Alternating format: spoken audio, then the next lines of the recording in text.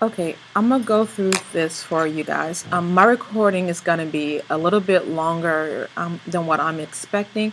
However, as long as you don't go over 10 minutes, maybe 15 minutes at the most, if you're trying to go through some more advanced things in Illustrator, I'm fine.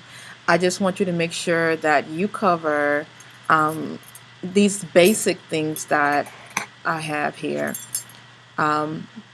So let's look at what I've done. I've planned a design. So you could do that. Bring your planned design in and remake what you have. So I'll start now. Right now I have just one artboard here. And so to demonstrate that I know how to use artboards, I will go and to my artboard panel, create a new artboard. The artboard exists here. Now I want to demonstrate how to bring an image from the internet, which you see already here, which is my background. So from the internet, I can find another image, not necessarily that image, but if let's just say I go to the web and I can just do, let's see, backgrounds,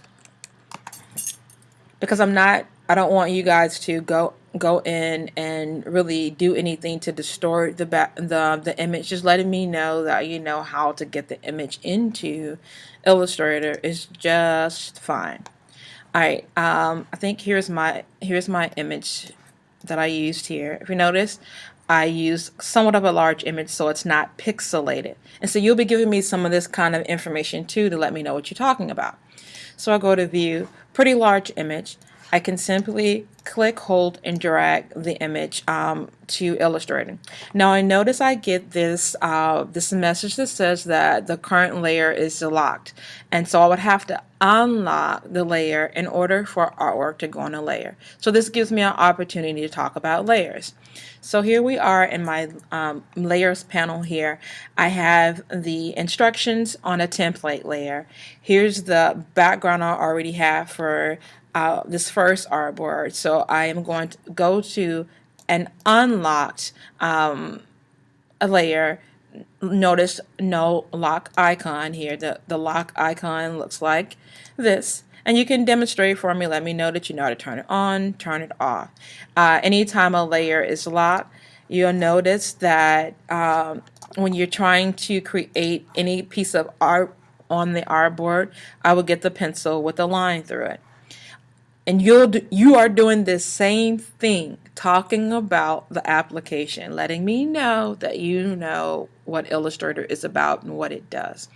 So with my layer unlocked and the visibility turned on, I'll go back to my image that I want to grab from the web. Click, hold, simply drag the image over, minimize that. I'll zoom out so that we can see what's happening here. Notice that the image is larger than the artboard. So in order to resize, I want to resize and constrain the proportions at the same time. So I'll resize from the corner.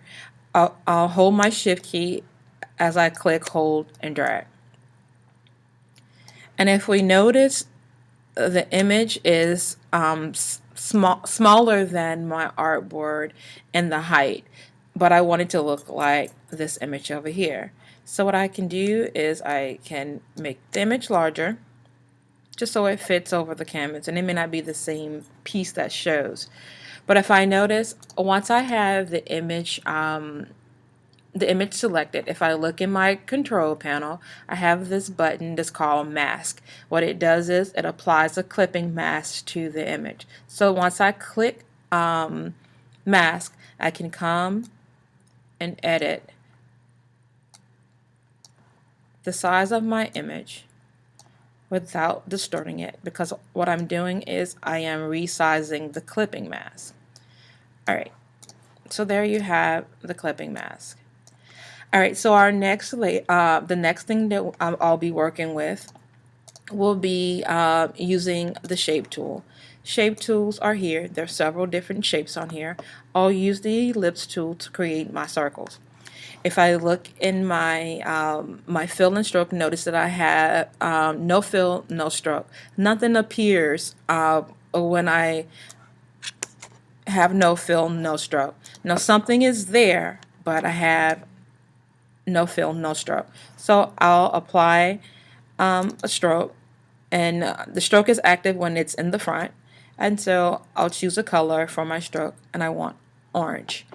So now that I have my stroke, I can bring it onto the artboard. And I can also change my strokes point size by coming into my control panel and changing the point size that I want. And I'll go for 4. So notice that it's thicker. If you notice now, I can continue to click on my background. I don't want that because I don't want my background to move. So I'll lock the layer.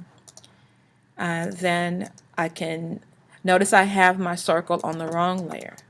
Can't move it. So I unlock it, select the circle. I'll do an edit, cut. Then I click on the layer that I want it to be on.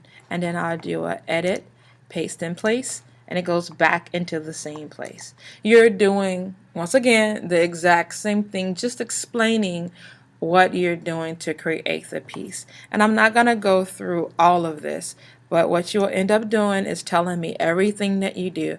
I'm resizing my circle, holding down the shift key to constrain the proportions. I want to get more circles, so I'll hold down my option key to do clones, and I'll resize. And instead of creating more circles, since I already have circles, I can marquee my circles, making sure my background is locked. I can marquee my circles. I can clone again, or I can go to Object, Transform, and I can do a reflect or a rotate. I'll do a reflect. When I'm using the reflect option, I want to reflect vertically, but I want to make a copy, so I will, let's do a horizontal, so it could be up and down. If you notice, you have it'll flip it from the top to the bottom. And I'll make a copy because I want to keep the other circles. So I make a copy, so now I have 2 sets of circles. And I can move this over. I can even rotate this. And I'm not necessarily going to create the exact design here. I'm just going back through some of the steps that I use. So now that I have my circles, I want to use the shape builder tool to create these little popsicle like shapes. So I come to my my rectangle tool. I'll create some elongated rectangles, and I'll just put them in different areas of the circles that I already had. I'm getting ready to create a unique shape using the shape builder tool. I want to have the same point size, so I'll change these to 4 points. And that's why I'm saying you can use more than 5 to 10 minutes to do the movie. The more that I know, the more that I can see that you know how to do, the better your grade will be. All right, so I'm actually going to come in here and focus in on this artboard. If I notice my background is a little too small, so I'll unlock my layer, and I'll come in here and I'll edit the mask. Edit, undo. Notice that my whole image moved, which means that I am editing the whole image and not just the mask. And I want to edit the mask. So I'll undo this. We come to my control panel. I look here. I have 2 options, editing the clipping path and editing the contents. I want to edit the clipping path. So I make that active, and I can easily move this over. If you notice, the image didn't move, which means I didn't distort it. Before, I was stretching it out. Okay, so I'll lock that back. All right, so I'll come in here with the my popsicle shapes.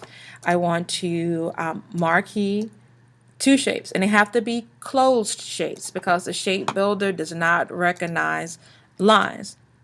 So 2 shapes, shape builder tool. It's on the same button as the live paint bucket, and sometimes it's up by default. You can also do Shift M to get to the shape builder.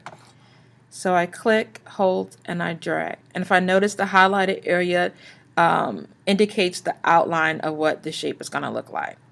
So there's one. There's 2.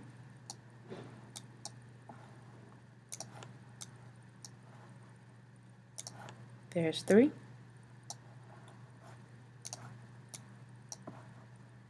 And there's 4. And I'm not going to go through creating this whole thing. I just wanted to give you guys an idea of how to go through talking about the movie. And you're making sure that you address all of these. And you can also add more. I just want to make sure you know these are basic things that you need to know about Illustrator. You can go into talking about blending by coming in here and blending options, having 2 pieces or 2 pieces of artwork or even just lines, 2 objects. Go into object, blend, blend options, change in what you want the blend options to be. I may not want it to be 8, instead I can do 6, and I press OK. And that doesn't apply the blend, that's just editing the blend. I have to go back to object, blend, and make in order to apply the option. If I notice it's a little distracting, so I can also explain that I can change the transparencies of objects by going to the control panel and changing the opacity. And that's pretty much it. You don't have to do anything extravagant. Just show me that you know how to use Illustrator, and you can plan it. So do it so you know how to use the tools, and then just come back and record and talk about what you just did. Okay, that's it for me.